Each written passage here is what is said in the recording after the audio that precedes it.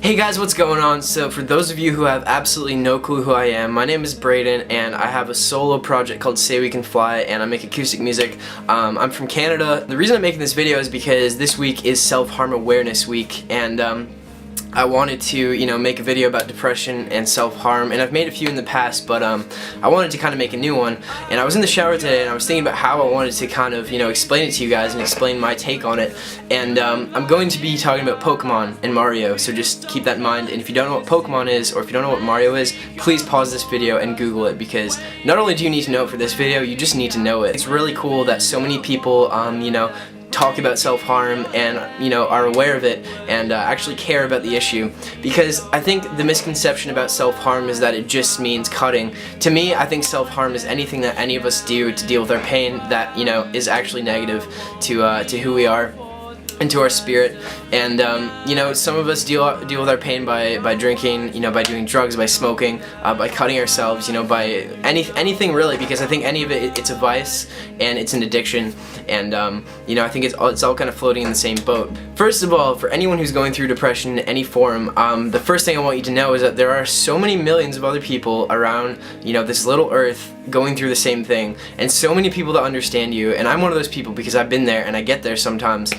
No matter who we are, no matter where we come from, we all get there. So number one, I think that's the most important thing to remember, is that you are literally never alone. And because you feel alone, you're not alone, because so many other people feel alone. So if that makes any sense to you, I hope it does. But that's something that's very important for me to kind of convey to you, is that you're never alone. And being alone is one of the scariest feelings ever, but you are not. You're never alone and you never will be. Okay? Number two, this is where the Pokemon comes in. So just to kind of explain my view on depression and my view on negative thoughts and what causes us to want to hurt ourselves, I want you to picture yourself as a Pokemon, and you can literally pick any Pokemon you want. I'm gonna be Pikachu, just because I think Pikachu is literally the cutest thing in the world. So just kind of picture yourself as this little Pokemon who is in this little Pokeball, and you start off in this little Pokeball and you're safe. I don't really know how they grow Pokemon, so if I'm wrong I apologize, but let's just say you start off in this Pokeball, and that's where you become, that's where you're born, and that's where you're first, alive, and you're in this little safe spot that is just you, and you're happy and you're content, and you just have this little safety net. And then suddenly one day you enter this huge world, this earth, and there's all these crazy things going on around you, and then you get let out of your Pokeball, and suddenly you're in this world, and you grow up, and you kind of become more and more aware of yourself and more aware of what's going on around you, and you kind of start perceiving yourself based on what other people will tell you, or based on what you think other people think of you. And you start to kind of think, man, I'm not good enough, like that person's better, man, I don't like myself, I hate myself, there's something wrong with me. But you have to remember that came from everything else that made you think those things. That came from the outside world. And when you were in that little Pokeball, I guarantee you would have never looked at yourself and said, man, what's wrong with me? You wouldn't have known to do that, because it was just you, it was just your soul, and it was just, you were just happy. And then suddenly you had all these other people perceiving you, and you started basing, your opinions on what those people think and what the world was telling you. And this is where Mario comes in. So when I was little, I would come home every day, lock myself in my room, and I would literally play GameCube for hours and hours. And one of my favorite games ever was called Super Mario Sunshine. So you're Mario in this game, and there's this thing called Shadow Mario, which is like, it's Mario, but it's an evil version of Mario. And it runs around and it tries to hurt Mario. So basically, what I'm saying with that is depression is like this other version of you, and it's like this other force of energy that was created by something else, but it becomes a part of you, and it becomes another side of you. But it tries to hurt, the good, pure side of you.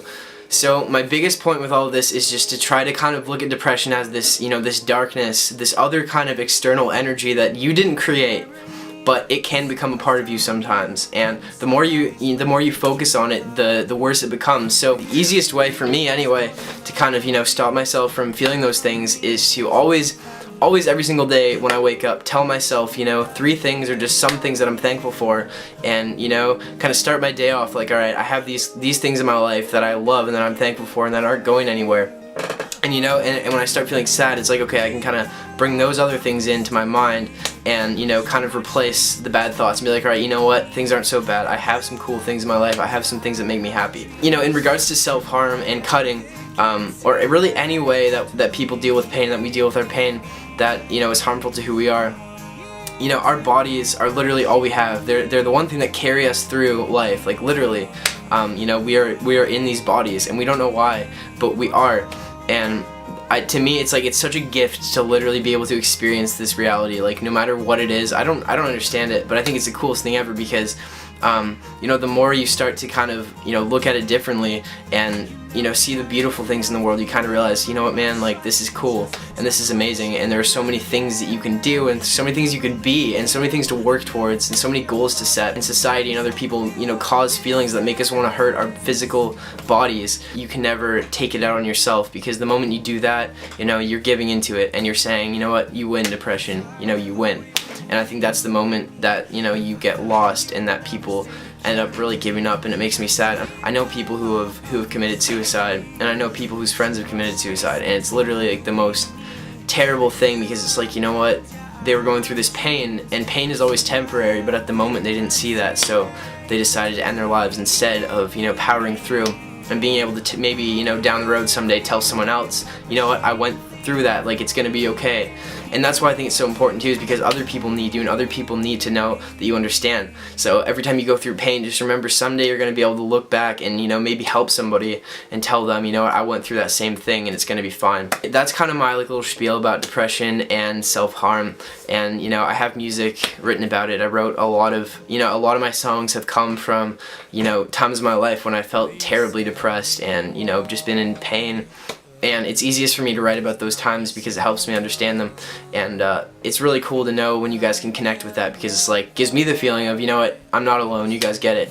So if you guys do want to check out my music, just check out facebook.com/saywecanfly or youtube.com/saywecanfly, or pretty much any version of any kind of social media. Just type in Say We Can Fly and you should find something. I just want you guys to know that I get it, we all get it.